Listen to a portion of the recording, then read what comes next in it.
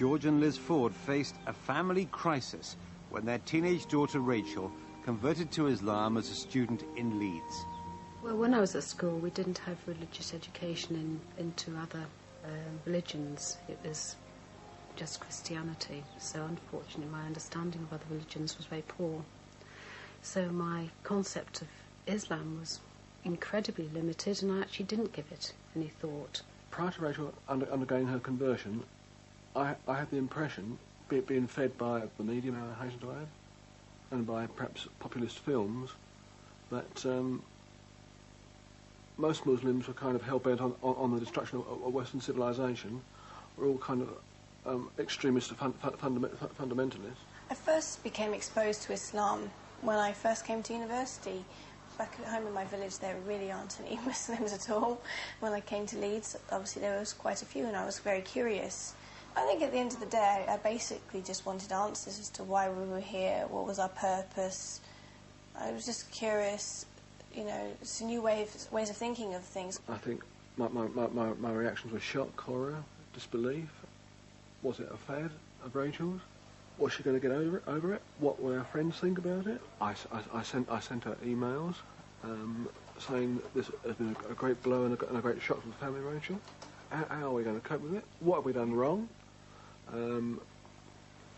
Why have you rejected our ideals, our religion, our dress code, our personal code, all out the window? Why? What have we done that's so wrong? I just emailed him back and I said, it's not like I've come home and said I'm gay or I'm taking drugs or anything like that. And I'm not going to do that either. I'm not going to come home and say these things. When she started to cover herself from head to toe in reams of cloth and wouldn't have a hair showing, and basically it seemed to me she didn't care what she looked like. If I was to take the hijab off tomorrow and walk out in the street with my hair loose, my mother would be dancing in the street. She'd be very happy. She doesn't want me to hide. She feels like, I guess she feels I'm hiding behind it, but I'm not. I actually feel more secure. I feel that less people are staring at me for the wrong reasons. My main thought process was this. Do we rip the family apart for the sake of religious dogma, or do we concentrate on our family and keep the whole aspect of family life together? We formed the point of view that the best line of action was to take was that we loved our daughter so much that we were prepared to not lose her and to accept her standpoint and her religious beliefs. When we go and see Rachel at university, it does seem strange. They know her as Latifa.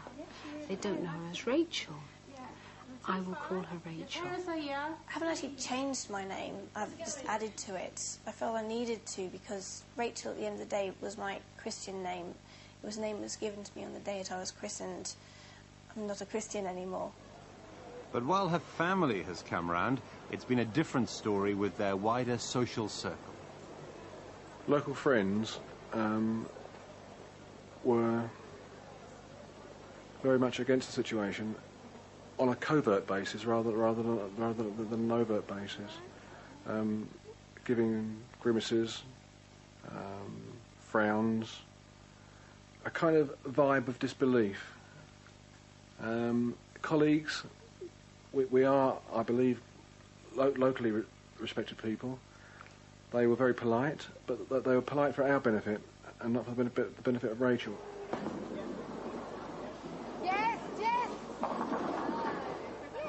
There was a time where we went out with a friend. I know a friend who, unfortunately, I won't class as a friend now. And she was certainly plied with alcohol, even though Rachel, as a Muslim, of course, does not drink, and she will not drink. And she asked for a Coke, and it had something else in it. It definitely has something else in it. Things that have bothered me have been reaction of people that I do care about if they have been against it.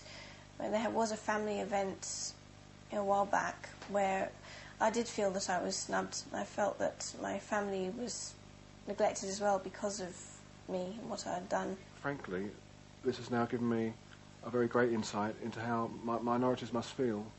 I've never been a minority. I've always been a majority, and to be on the other side of the fence has been a very cursory experience for me. I feel that they have been through a lot.